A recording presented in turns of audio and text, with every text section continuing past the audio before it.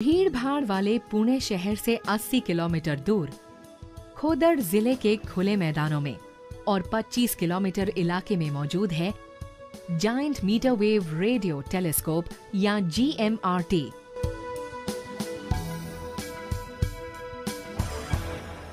इसके जरिए भारत की रेडियो एस्ट्रोनॉमी के सबसे महत्वाकांक्षी सपने को सच किया जा सका है। GMRT में 30 विशालकाय डिश एंटेना लगे हुए हैं जो आकाश में बहुत दूर मौजूद वस्तुओं और घटनाओं से मिलने वाले रेडियो संकेतों को इकट्ठा करते हैं। ये दुनिया के ऐसे सबसे संवेदनशील टेलीस्कोपों में से एक है जो ऐसे रेडियो सिग्नल्स को पकड़ सकते हैं जिन्हें मीटर लॉन्ग वेवलेंथ्स में नापा जाता है। क्योंकि GMRT दुनिया के इस हिस्से में अपनी तरह का अकेला टेलीस्कोप है, इसीलिए ये आसमान का एक ऐसा नजारा उपलब्ध कराता है जो पूरी तरह अनूठा है। पूरी दुनिया में इस बात की मांग लगातार बढ़ती जा रही है कि कम फ्रीक्वेंसी वाले एक ऐसे विशाल उपकरण को बनाया जाए जो इन वेवलेंथ्स पर ब्रह्मांड की जांच पड़ताल करके नई चीजों का पता लगा सके, और इसी तरह GMRT की अवधारणा बनी। जब आप किसी टेलीस्कोप की कल्पना करते हैं तो आपके जहन में GMRT की तस्वीर नहीं आती। इसमें न तो देखने के लिए कोई व्यू फाइंडर है और न ही कोई ऑप्टिकल लेंस जिसके जरिए आसमान पर नजर दौड़ाई जा सके। इसके बजाय इसमें तारों की जाली से बनी विशाल पैराबोलिक डिशेस हैं जो किसी रेडियो रिसीवर को उसके फोकस में बनाए रखने में मदद करती है। लेकिन ये काम कैसे करता है?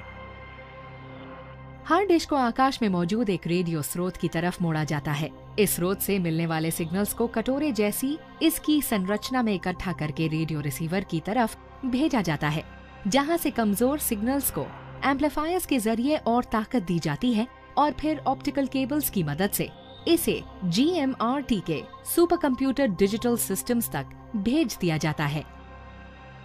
डिजिटल सिस्टम रेडियो सिस्टम्स को प्रोसेस करते हैं, लेकिन इनसे खगोलविदों को फौरन ही कोई तस्वीर नहीं मिल जाती है। किसी खगोलीय चीज की तस्वीर के बजाय उन्हें मिलते हैं ढेर सारे आंकड़े। अब इन आंकड़ों से स्रोत से मिलने वाले रेडियो एमिशन की कई तस्वीरें बनाने के लिए खगोलविद विशेष सॉफ्टवेयर की मदद लेते हैं। लेकिन इस काम को करने के लिए 30 अलग अलग डिश क्यों चाहिए? GMRT दरअसल एक इंटरफेरोमीटर है। इसका मतलब ये है कि ये कई डिशेस से रेडियो तरंगों को इकट्ठा करके उनसे आंकड़े एक जगह इकट्ठा करता है। इसके लिए GMRT एक विशेष इंटरफेरोमीटरी टेक्निक अपर्चर सिंथेसिस का इस्तेमाल करता है। इस तकनीक के जरिए ही इसे विकसित करने वाले मार्टिन रायल को 1974 में एक नोबेल पुरस्कार मिला था। अपर्चर सिंथेसिस एक मैथमेटिकल कंप्यूटेशन पर निर्भर करता है और इसके लिए कई चीजें जिम्मेदार होती हैं, जैसे कि हर डिश के बीच की दूरी, कोण संबंधी अंतर और पृथ्वी की परिक्रमा आदि, जिससे रेडियो स्रोत के बारे में एक मुकम्मल आइडिया मिल जाता है। इन बातों को ध्यान में रखकर और आंकड़ों को आसपास में मिलाकर 25 किलोमीटर इलाके में फैले 30 अलग अलग डिशेस के जरिए हम और ज्यादा रेडियो तरंगे भी इकट्ठी कर सकते हैं और इस तरह हम बेहद धुंधली चीजों को भी देख सकते हैं। इस कारण से GMRT मीटर वेवलेंथ श्रेणी में दुनिया के सबसे विशाल टेलीस्कोप्स में से एक बन गया है और इसी कारण GMRT को इसका जायंट यानी विशाल रेडियो टेलीस्कोप वाला रुतबा मिला है।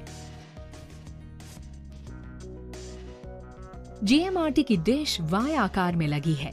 इसमें 12 डिश बीच में है और बाकी 18 3 अलग अलग कतारों में लगी हैं।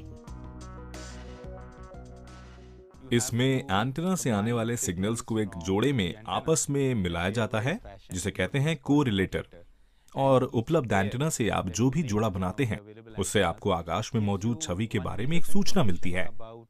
अगर इन सभी एंटेना को रियल टाइम में मिलने वाले सिग्नल्स को मिला दिया जाए और इन्हें सेंट्रल ऑब्जर्वेटरी में मिलाकर कोरिलेशंस किए जाएं तो आप आकाश में मौजूद किसी चीज की छवि बना सकते हैं, और इसका रेजोल्यूशन इतना होगा जितना 30 किलोमीटर आकार वाले एंटेना से मिल पाएगा।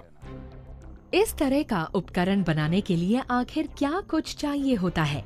सबसे पहले तो एक काफी बड़े इलाके की जरूरत पड़ती है ताकि वहाँ इन्हें लगाया जा सके।